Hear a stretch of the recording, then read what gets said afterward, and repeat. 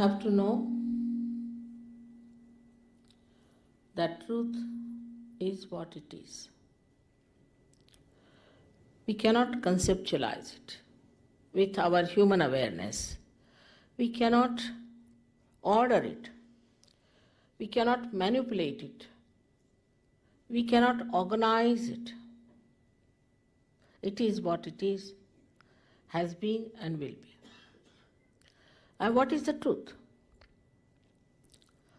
Truth is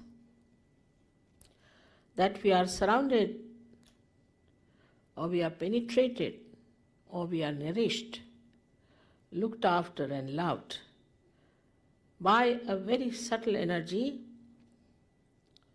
which is the energy of divine love. The second truth is that we are not this body, this mind, these conditionings, this ego, but we are the spirit. You don't have to accept what I am saying blindly, because blind faith leads to fanaticism. But as scientists, you must keep your mind open and see for yourself what I am saying. If it is so, honestly, you must accept it.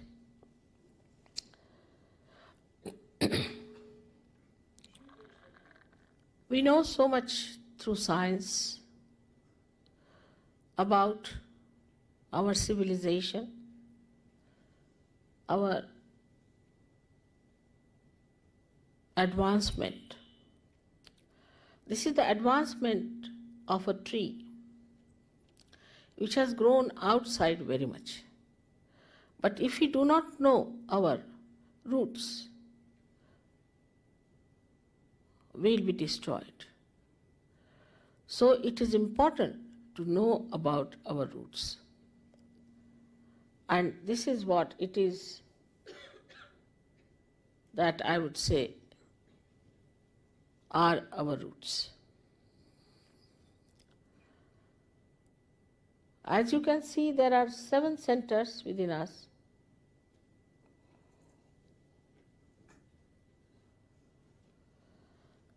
And these subtle centers are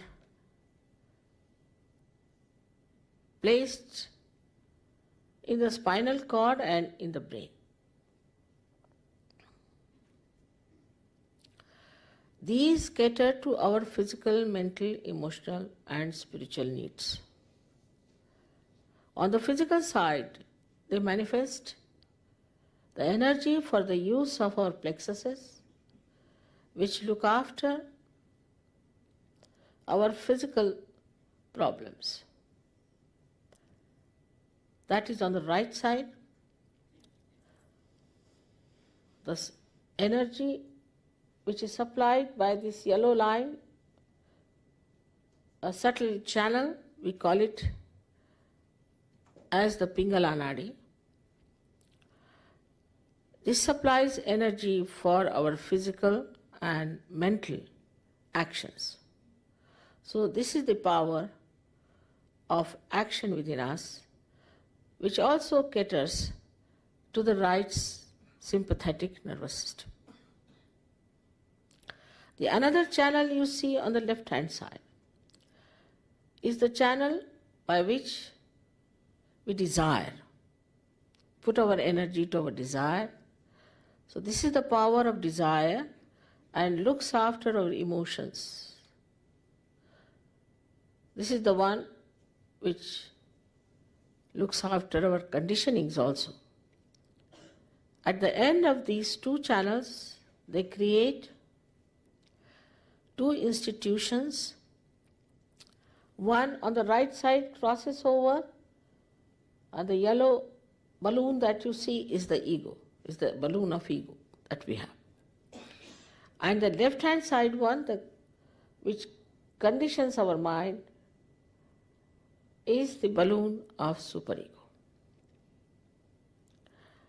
As we start growing in age, by the time we are 12 years of age, these two completely meet and the soft bone in our head becomes completely calcified. Now there's third energy within us, which is in the center. And this central energy is the one which has made us human beings.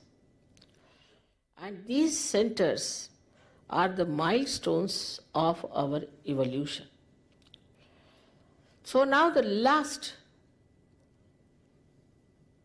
jumping is left out. It has reached up to the limbic area. Now, only thing is it has to break through the soft bone on the head and break through that, which is the actualization of baptism. Baptism is not an artificial thing. It is an actualization. But the energy that does it is, we call it sleeping energy, in the triangular bone called as sacrum. That means the Greeks knew that this is a sacred bone, that they called it sacrum. This energy has to rise and break through that fontanelle bone area and connect us to that subtle divine power which we have never felt during human awareness.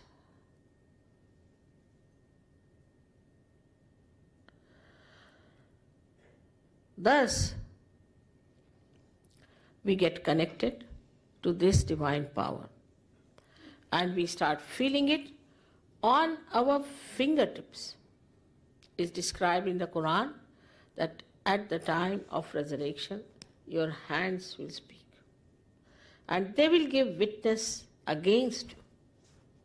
That is, you start feeling your own centers. These are 5, 6 and 7 centers, and they indicate what's wrong with you within yourself. What's the problem?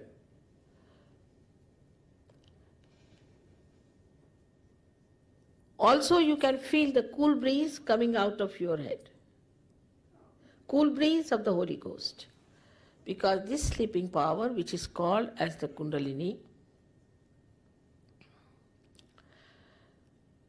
Kundala means coils, is the power of pure desire within us. So now we have this kind of a mechanism within us existing. Now this is a living process of evolution. And we must understand that we don't pay for living process. And we can't even explain it. Because when you take a small little seed and put it in the Mother Earth, it germinates by itself, spontaneously. You don't pay to the Mother Earth anything. And when it germinates, it grows into a tree and produces thousands of seeds. So in that little seed, the map of all the things it was going to create is there. How it works? We never ask this question. We take all the things for granted. We don't even ask the question how this wonderful eye of ours is made like a camera. And that how we are programmed within ourselves like computers. You see, this is the color. You don't have to think about it, it's there. Through our sensory organs, how we find out things, we never question it.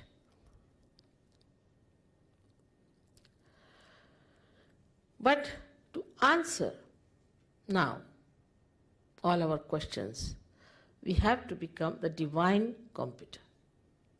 And that's why we have to be connected to the mains, I call them, as the people who are self-realized, the people who have got their spirit in their attention.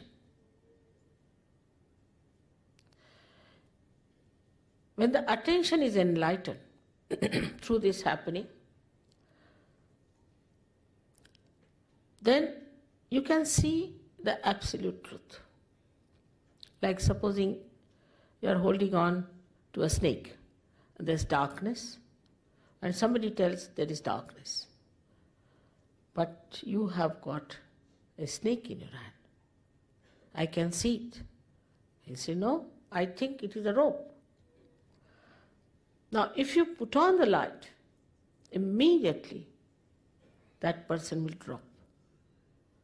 In the same way, when the attention gets enlightened by the Spirit, the first nature, innate nature of the Spirit is that it manifests absolute truth.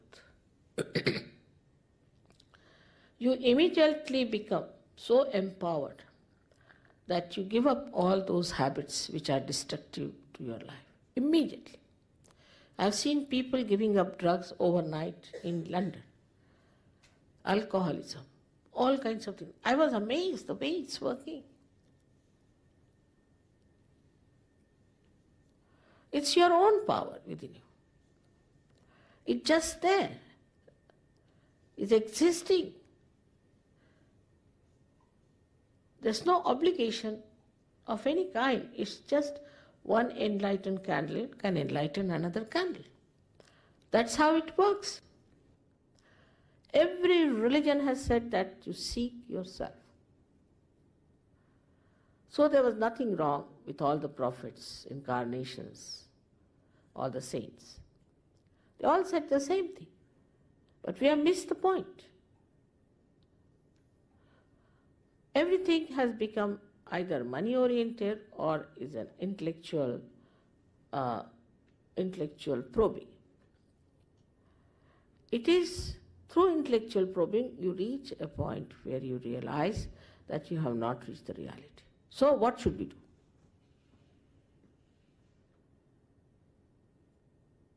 And this is a very great gift of modern times, which was promised long time back. It's described already in our Puranas that at the time, these modern times called as Kali Yuga, the Parama Chaitanya or this all-pervading power will become active. Means there is Kruta Yuga, it will become active.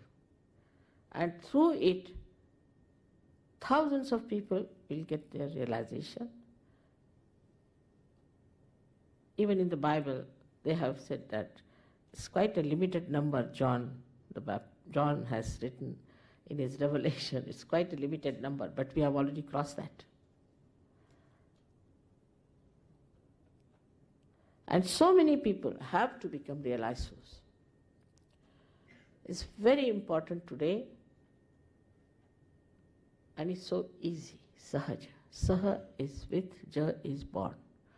Born with you is the right to become one with the divine, united with the divine, that is yoga. Yoga is nothing but to be united with that divine power. That's what yoga is. All other things are subsidiary.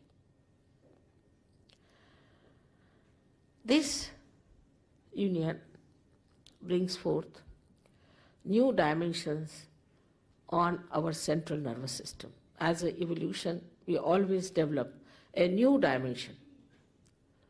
By this, you develop a new awareness of collective consciousness, by which you can feel other people, their centers. Sitting down here, you can feel the center of somebody who is dead. Even you can feel his centers and find out what he was. Was he a realized soul or not? You can find out about anybody, whether he was a realized soul or not, sitting down here. You have to just think about it, put your hands. If you are a realized soul, you can feel on your fingertips what is the problem. And somehow if you know how to correct those problems, You get rid of your own diseases and the diseases of others, your own problems and the problems of others. First you enter into a state of mind which we call as thoughtless awareness. When you cross this center of Agya, that is placed in the optic chiasma, you become thoughtlessly aware. You are aware, but there is no thought. What a blessing it is.